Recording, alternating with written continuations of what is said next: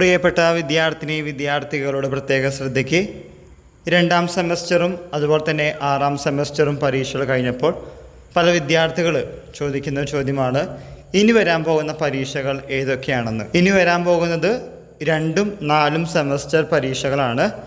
നേരത്തെ നടന്നത് രണ്ടാം സെമസ്റ്റർ റെഗുലർ 4 ഇയർ UG പ്രോഗ്രാമിൻ്റെ പരീക്ഷയാണെങ്കിൽ ഇനി അടുത്തത് വരാൻ പോകുന്നത് രണ്ടാം സെമസ്റ്റർ സപ്ലിമെൻ്ററി ഇംപ്രൂവ്മെൻറ്റ് പരീക്ഷകൾക്കുള്ള പരീക്ഷയാണ്.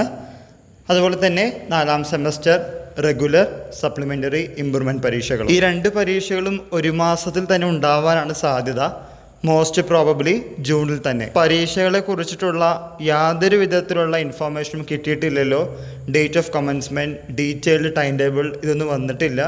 അതുകൊണ്ട് ഇനിയും കുറേ ദിവസങ്ങളുണ്ട് എന്ന് വിചാരിച്ചിരിക്കാതെ കിട്ടുന്ന സമയം തക്കത്തിൽ വിനിയോഗിക്കുക. 2ഉം 4ഉം സെമസ്റ്റർ പരീക്ഷകൾക്ക് വേണ്ടി വിദ്യാർത്ഥികൾ പലപ്പോഴായി ചോദിച്ചിരുന്നു, എത്ര മാസമാണ് കാലിക്കറ്റ് യൂണിവേഴ്സിറ്റി അവർക്ക് തരുന്നത്?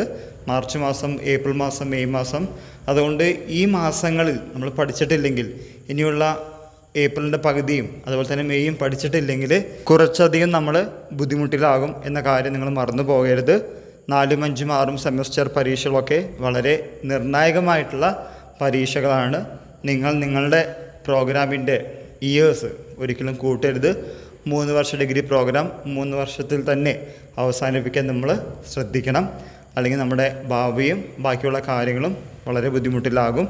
ഇക്കാര്യങ്ങൾ ഓർമ്മിപ്പിച്ചെന്ന് മാത്രം. ഇതുമായി റിലേറ്റ് ചെയ്യുന്ന പുതിയ അപ്ഡേറ്റുകൾ കിട്ടുന്ന മുറയ്ക്ക് നിങ്ങളുടെ മുമ്പിൽ ഷെയർ ചെയ്യുന്നതാണ്. എല്ലാവർക്കും ഒരിക്കൽ കൂടി നന്ദി, നമസ്കാരം.